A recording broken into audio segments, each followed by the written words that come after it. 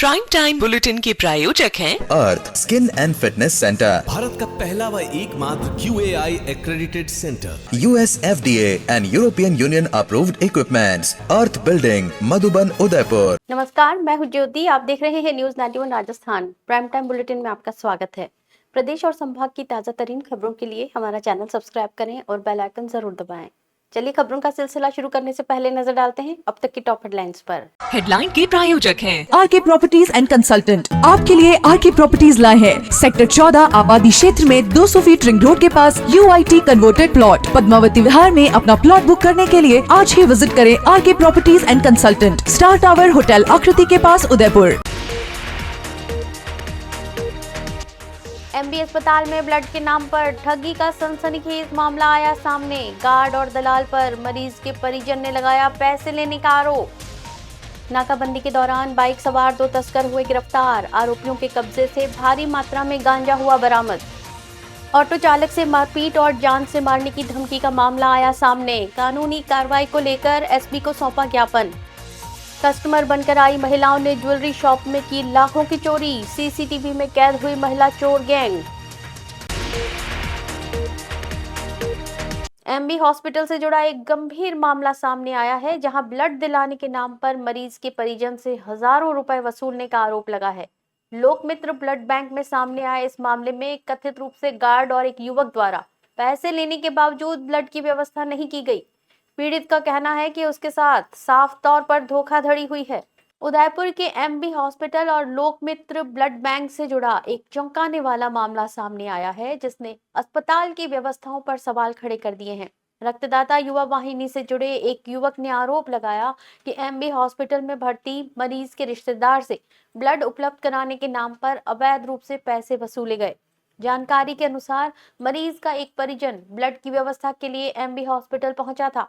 इसी दौरान वहां मौजूद एक गार्ड ने उसे भरोसा दिलाया कि वो ब्लड की व्यवस्था करवा देगी, लेकिन इसके बदले 3000 रुपए की मांग की गई। परिजन ने बताए गए व्यक्ति के खाते में फोन पे के जरिए 3000 रुपए ट्रांसफर भी कर दिए। ट्रू कॉलर के अनुसार जिस खाते में पैसे भेजे गए उसका नाम गजेंद्र बताया जा रहा है। इतना ही नहीं, लोकमित्र ब्लड बैंक पहुंचने के बाद कथित तौर पर फिर से 1500 रुपए की अतिरिक्त मांग की गई। इसके बावजूद काफी समय तक ब्लड की कोई व्यवस्था नहीं करवाई गई। जब मामले की जानकारी रक्तदाता युवा वाहिनी के सदस्यों को लगी तो उन्होंने हस्तक्षेप करते हुए तत्काल ब्लड की व्यवस्था करवाई। पीड़ित युवक सोहन ने बताया कि गवर्नमेंट हॉस्पिटल में 2 महिलाएं उसके पास आई थीं, जिन्होंने ब्लड दिलाने का भरोसा दिया। गार्ड के कहने पर उसने पैसे ट्रांसफर किए, लेकिन बाद में ना तो ब्लड मिला और न ही संबंधित लोगों ने फोन उठाया। युवक का कहना है कि उसके साथ सीधा फ्रॉड हुआ है। मामले में जिन लोगों पर आरोप है उनके मोबाइल नंबर और व्हाट्सएप फोटो उपलब्ध होने की बात भी कही जा रही है। अब सवाल ये है कि अस्पताल परिसर में इस तरह की गतिविधियां कैसे हो रही हैं और जिम्मेदारों पर कब कार्रवाई होगी। पीड़ित और सामाजिक संगठन मामले में सख्त जांच और कार्रवाई की मांग कर रहे हैं। वो लेडीज से वो भर्ती गवर्नमेंट हॉस्पिटल में और नीचे मतलब ब्लड लेने के लिए मेरे को बोला, तो मैं नीचे आया और गार्ड ने बोला कि गार्ड से मैंने पूछा तो गार्ड ने बोला मैं दिला दूंगी उपयोग करके फ़ोन पे पैसे 3000 रुपये डलवा दूसरे के पास, उसका पहचान का होगा। तो उसने फ़ोन पे मैंने डलवाई और फिर पैसे बाद में यहाँ पर आए तो और सर ने मना कर दिया, यहाँ नहीं मिलेगा, शाम को बोला।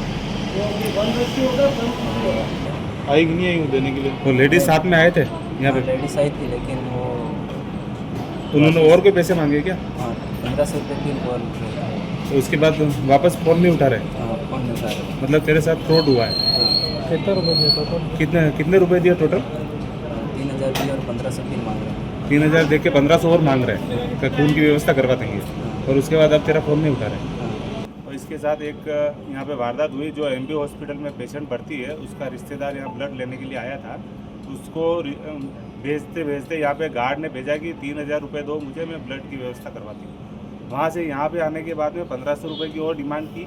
3000 रुपये ऑलरेडी खाते में डाल चुका वो, और यहाँ पे आने के बाद 1500 रुपये की और डिमांड करने के बाद में अभी तक कोई ब्लड की व्यवस्था नहीं करवाई।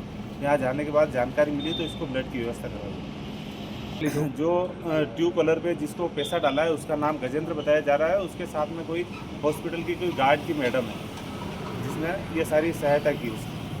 दोनों की हमारे पास नंबर है। Amar Ashish hospital and test tube baby centre Udaipur, जहां आधुनिक तकनीक से मिलता है निसंतान दंपतियों को संतान सुख। तो आज ही डायल करें अपनी खुशियों का नंबर 0294-242-9044। उदयपुर पुलिस ने मादक पदार्थों के खिलाफ एक और सफलता हासिल की है। विशेष अभियान के तहत नाकाबंदी के दौरान पुलिस ने एक मोटरसाइकिल से भारी मात्रा में गांजा बरामद किया। इस कार्रवाई में 2 आरोपियों को मौके से गिरफ्तार किया गया है। पुलिस ने गांजा और तस्करी में प्रयुक्त मोटरसाइकिल को जब्त कर एनडीपीएस एक्ट में प्रकरण दर्ज कर जांच शुरू कर दी है। उदयपुर जिले में अवैध मादक पदार्थों के खिलाफ चलाए जा रहे विशेष अभियान के तहत पुलिस थाना बेकरिया ने बड़ी कार्रवाई को अंजाम दिया। जिला पुलिस अधीक्षक योगेश गोयल के निर्देशानुसार ये अभियान लगातार चलाया जा रहा है। इसी के तहत अतिरिक्त पुलिस अधीक्षक मुख्यालय गोपाल स्वरूप मेवाड़ा और सीओ कोटड़ा डूंगर सिंह के सुपरविजन में थानाधिकारी उत्तम सिंह के नेतृत्व में बेकरिया थाना पुलिस टीम ने सोमवार को नाकाबंदी की कार्रवाई की। नाकाबंदी के दौरान एक मोटरसाइकिल को रोककर तलाशी ली गई।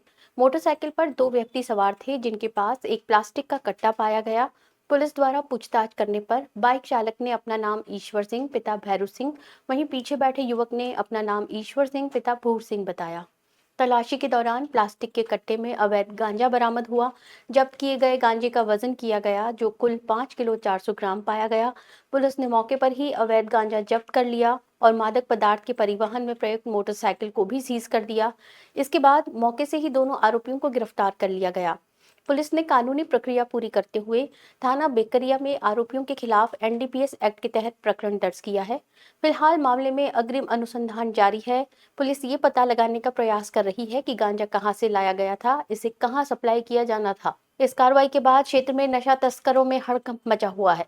पूनम फर्नीचर 31 वर्षों से आपकी सेवा में। Office, hospitals, hotels, college, corporate और सभी तरह के गवर्नमेंट इंस्टीट्यूशंस में टर्नकी प्रोजेक्ट्स विशेषज्ञ पूनम फर्नीचर्स आपके लिए लाए हैं 0 डाउन पेमेंट 0% ब्याज पर आसान ऋण योजना। घर के आंगन सा लगे ससुराल का हर कोना। पूनम फर्नीचर के बिना बिटिया ससुराल न जाए।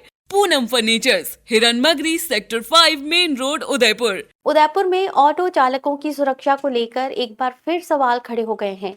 असामाजिक तत्वों द्वारा एक ऑटो चालक के साथ मारपीट और जान से मारने की धमकी के मामले में मंगलवार को पुलिस अधीक्षक को ज्ञापन सौंपा गया। ज्ञापन में आरोपियों के खिलाफ सख्त कानूनी कार्रवाई की मांग करते हुए कहा गया कि ऐसी घटनाओं से ऑटो चालक भय के माहौल में काम करने को मजबूर हैं। उदयपुर शहर में ऑटो चालक के साथ हुई मारपीट के मामले ने तूल पकड़ लिया है। शिव ऑटो चालक सेना ने मंगलवार को पुलिस अधीक्षक को ज्ञापन सौंपकर आरोपियों के खिलाफ कड़ी कार्रवाई की मांग की है।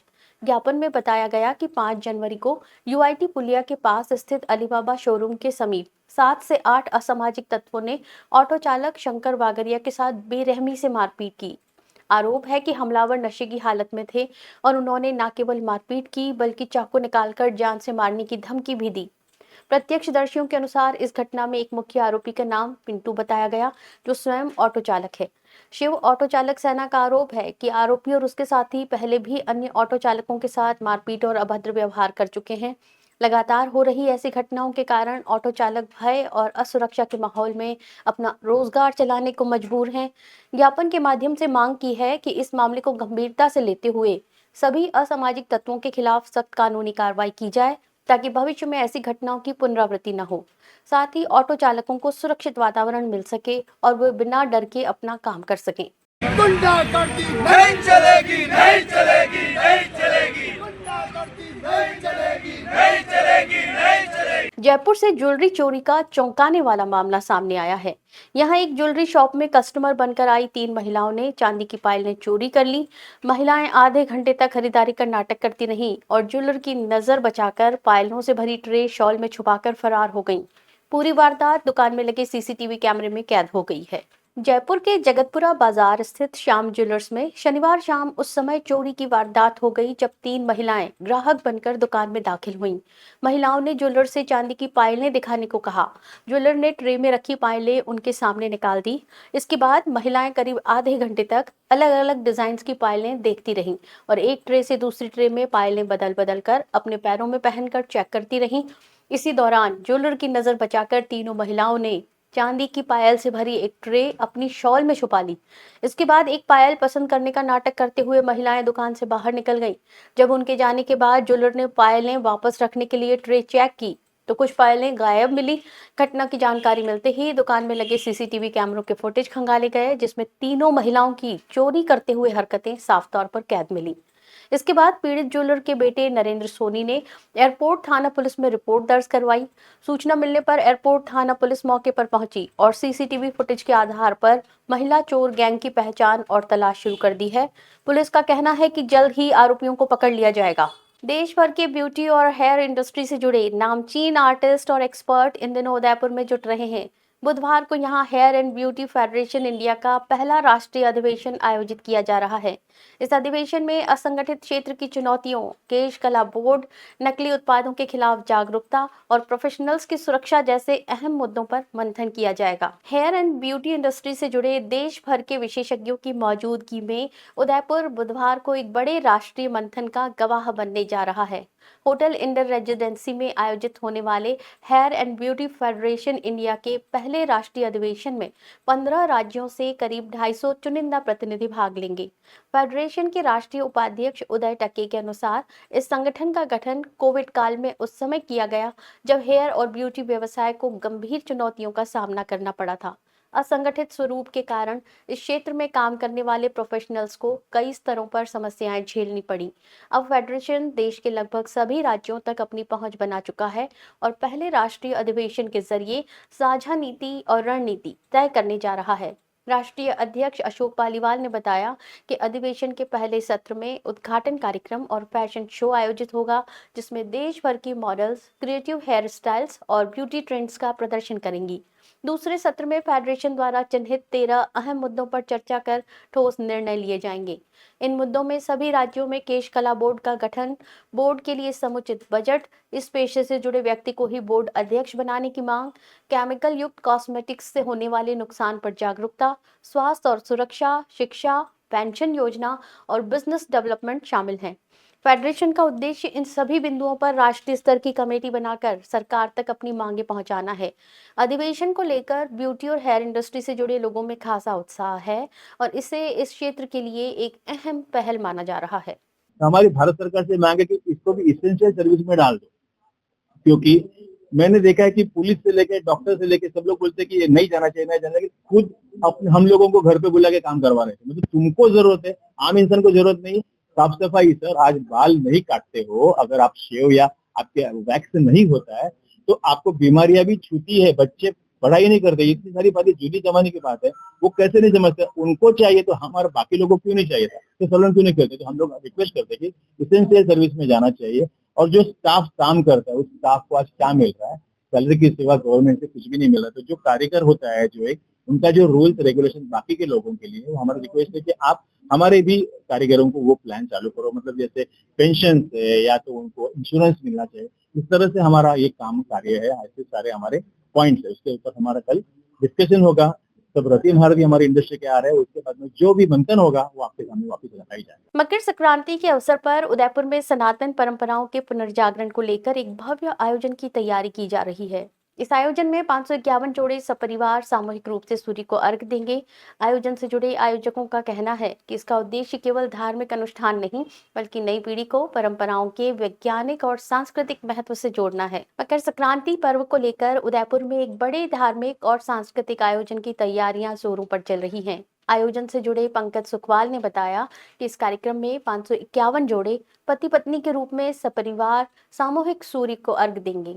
आयोजकों का दावा है कि ये लक्ष्य पूरी तरह से हासिल किया जाएगा और आयोजन को भव्य रूप दिया जा रहा है।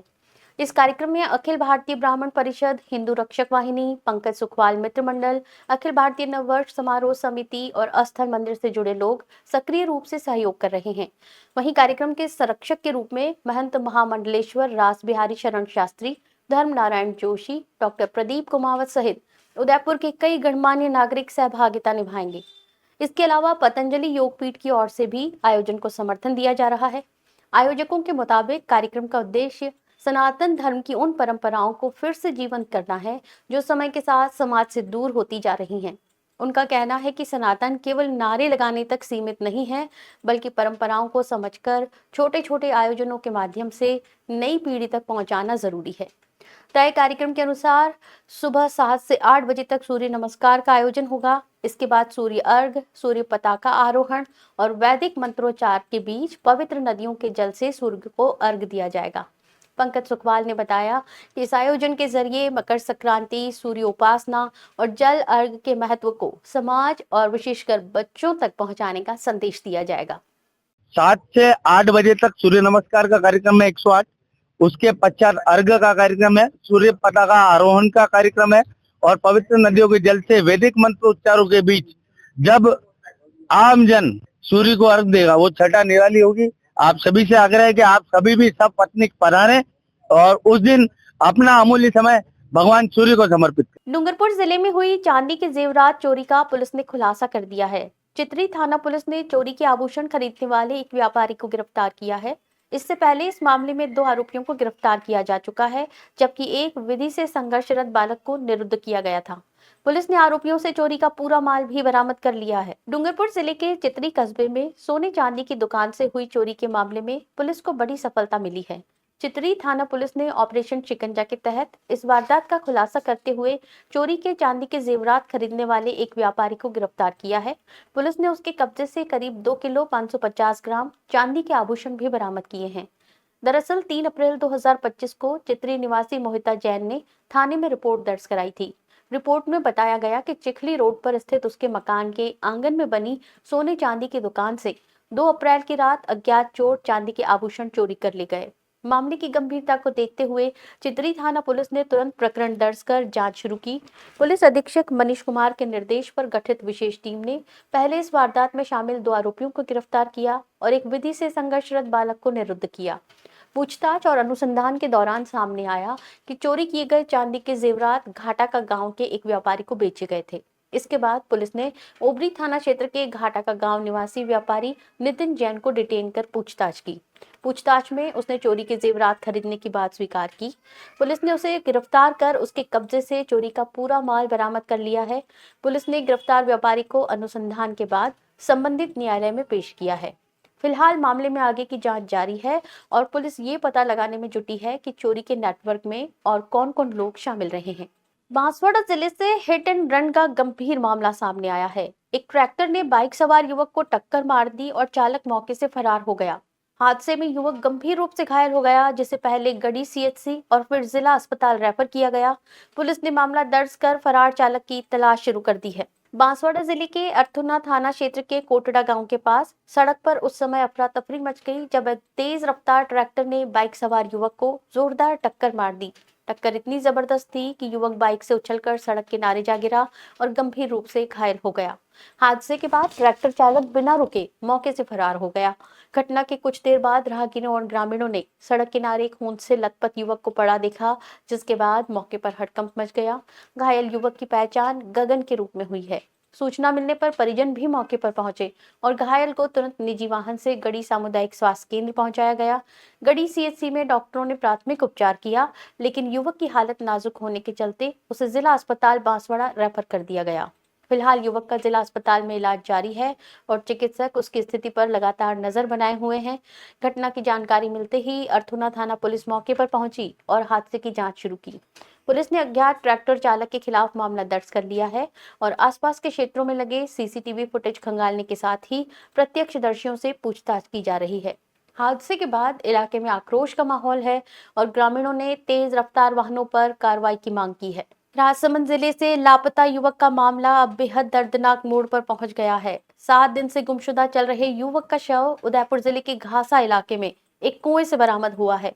इस घटना के बाद पूरे क्षेत्र में सनसनी फैल गई। परिजनों ने इसे हादसा मानने से इनकार करते हुए हत्या की आशंका जताई है। वहीं पुलिस मामले की गहन जांच में जुटी है। बीते 7 दिनों से लापता चल रहे राजसमंद जिले के कांकरोली थाना क्षेत्र के धोइंदा निवासी हरीश जोशी का शव उदयपुर जिले के घासा क्षेत्र के बाड़ा बावड़ी इलाके में स्थित एक कुएं से बरामद किया गया। जैसे ही ये खबर सामने आई, पूरे इलाके में शोक का माहौल बन गया। स्थानीय ग्रामीणों की सूचना पर मौके पर पहुंची पुलिस ने ग्रामीणों की मदद से शव को कुएं से बाहर निकलवाया। इसके बाद शव को पोस्टमार्टम के लिए उदयपुर एमबी अस्पताल की मोर्चरी में रखवाया गया। शव मिलने की सूचना जैसे ही परिजनों को दी गई, परिवार में कोहराम मच गया। परिजन बेसुध नजर आए और माहौल पूरी तरह गमगीन हो गया।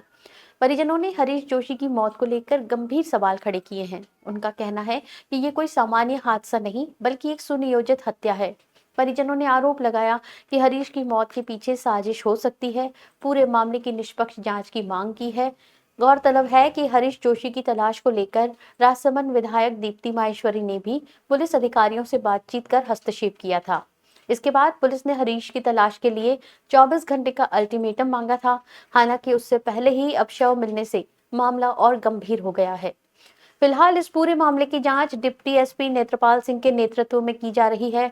पुलिस का कहना है कि मौत के कारणों का खुलासा पोस्टमार्टम रिपोर्ट और जांच के बाद ही हो सकेगा। डूंगरपुर जिले में एक दर्दनाक सड़क हादसे ने एक परिवार को गहरे शोक में डुबो दिया। पुनाली घाटा में 2 बाइक्स की आमने सामने टक्कर में एक बाइक सवार की मौके पर गंभीर हालत हो गई, जिसके बाद घायल ने अस्पताल में दम तोड़ दिया। हादसे के बाद क्षेत्र में अफरा तफरी मच गई। पुलिस ने पोस्टमार्टम के बाद शव परिजनों को सौंपते हुए मामले की जांच शुरू कर दी है। डूंगरपुर जिले के दोवड़ा थाना क्षेत्र की पुनाली घाटा में सोमवार को एक दर्दनाक सड़क हादसा हो गया। यहां 2 बाइक्स की आमने सामने हुई टक्कर में एक बाइक सवार की मौत हो गई। मृतक की पहचान पालथूर निवासी नानूराम ननोमा के रूप में हुई। हादसे की खबर मिलते ही क्षेत्र में शोक का माहौल फैल गया। जानकारी के अनुसार नानूराम ननोमा कहारी डोलवर क्षेत्र से अपनी बाइक पर सवार होकर पालथूर की ओर जा रहे थे। इसी दौरान पुनाली घाटा के पास सामने से आ रही एक अन्य बाइक ने उनकी बाइक को जोरदार टक्कर मार दी। टक्कर इतनी भीषण थी कि नानूराम सड़क पर गिर पड़े और गंभीर रूप से घायल हो गए। घटना के तुरंत बाद स्थानीय लोगों ने एम्बुलेंस को सूचना दी। 108 एम्बुलेंस के जरिए नानूराम को गंभीर अवस्था में डूंगरपुर जिला अस्पताल पहुंचाया गया। वहां मौजूद चिकित्सकों ने जांच के बाद उन्हें मृत घोषित कर दिया। हादसे की सूचना मिलते ही दोवड़ा थाना पुलिस जिला अस्पताल पहुंची और शव को मोर्चरी में रखवाया गया। पोस्टमार्टम की प्रक्रिया पूरी करने के बाद मृतक के शव को परिजनों को सौंप दिया गया है। मृतक के बेटे छगनलाल ने इस संबंध में दोवड़ा थाने में रिपोर्ट दर्ज कराई है। पुलिस ने रिपोर्ट के आधार पर मामला दर्ज कर आगे की कानूनी कार्रवाई शुरू कर दी है।